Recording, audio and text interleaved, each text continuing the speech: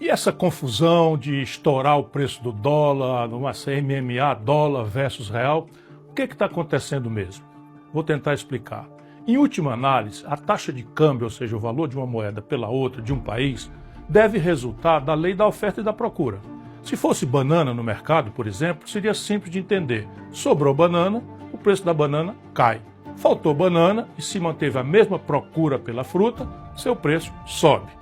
Como tudo nesse modelo econômico tosco que nos foi imposto, sem nenhuma discussão, muito menos nenhum rigor técnico, numa madrugada de janeiro de 1999, assim que a fraude garantiu a reeleição de Fernando Henrique Cardoso, e a fraude foi justamente na taxa de câmbio, o modelo de câmbio flutuante foi implantado no Brasil.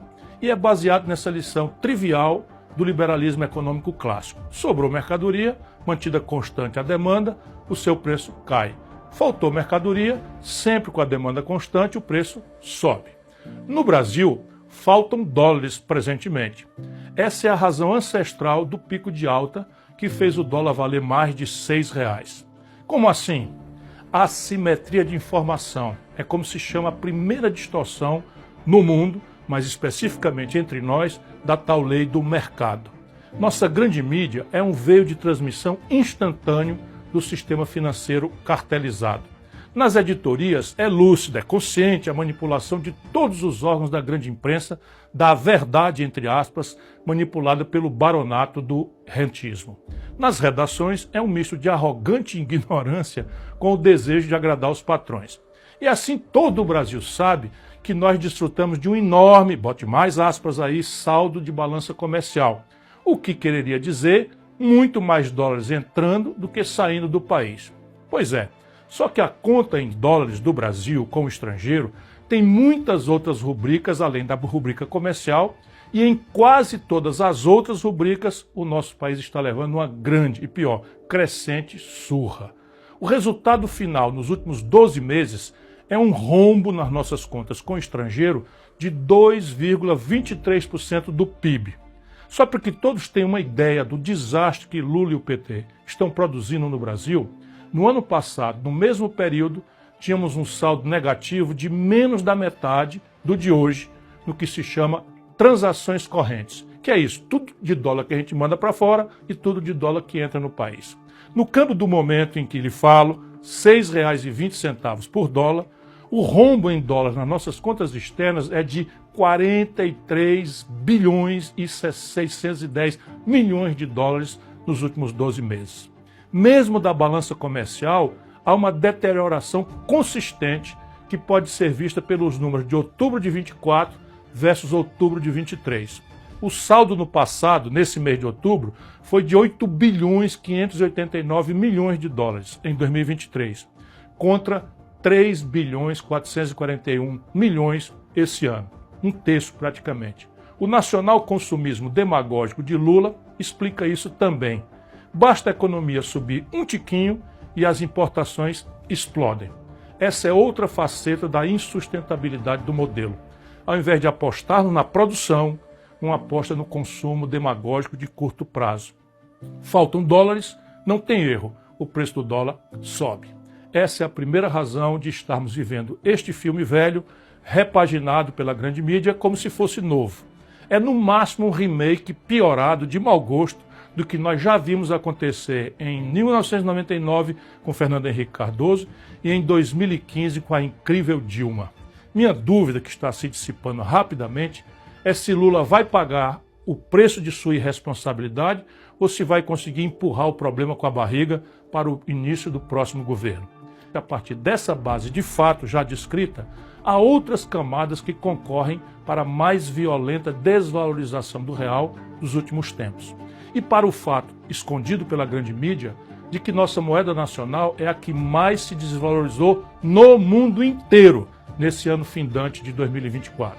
Sim, o real foi a moeda que mais se desvalorizou em todo o mundo, eliminando completamente a mentira publicada de que a política monetária norte-americana estaria entre as causas da perda de valor em mais de um quarto de nossa moeda. Mais de um quarto.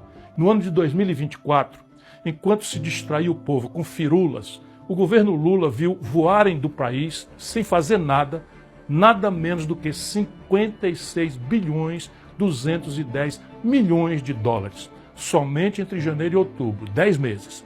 Esse é disparado o maior volume de fuga de capitais estrangeiros pela via financeira, desde que se mede essa estatística no longínquo ano de 1982. Ninguém quer ouvir, mas parte dessa fuga tem como causa a impunidade da enorme fraude das lojas americanas. Fraude essa que causou enormes prejuízos a muitos aplicadores, inclusive pequenos aplicadores, nos Estados Unidos principalmente.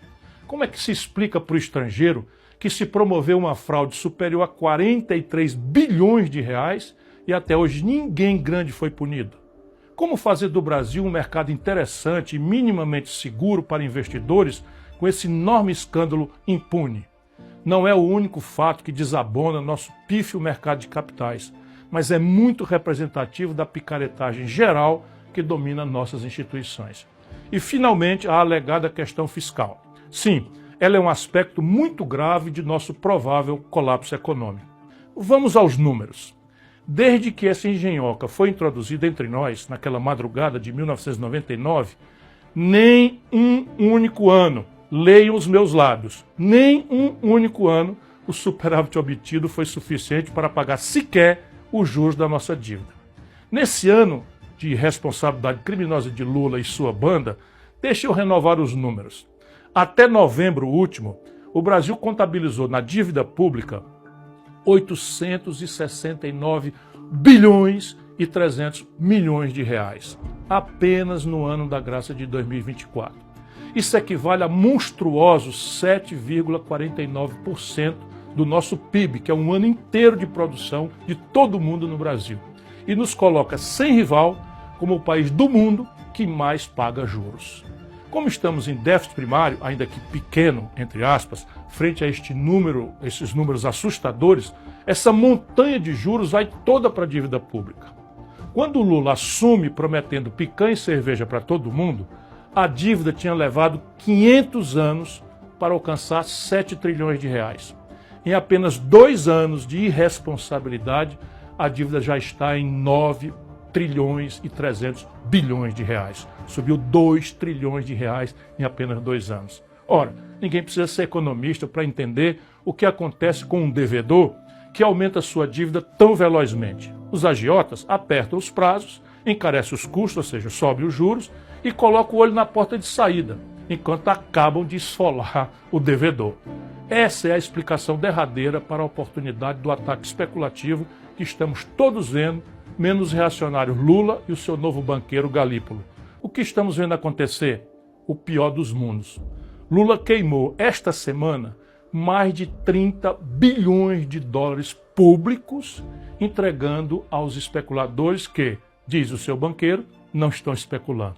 Se não é um ataque especulativo, por que queimar 186 bilhões de reais do dinheiro público, fazendo fácil a vida de criminosos que estão atacando a nossa moeda e, portanto, a economia popular? Se não for um ataque especulativo, óbvio, o câmbio flutuante resolve o problema achando sozinho o novo ponto de equilíbrio. Tudo papo furado, tudo picaretagem. Em tempo, com os 3 pontos adicionais de juros, nossa conta anual ultrapassará a casa de 1 trilhão de reais só de juros por ano.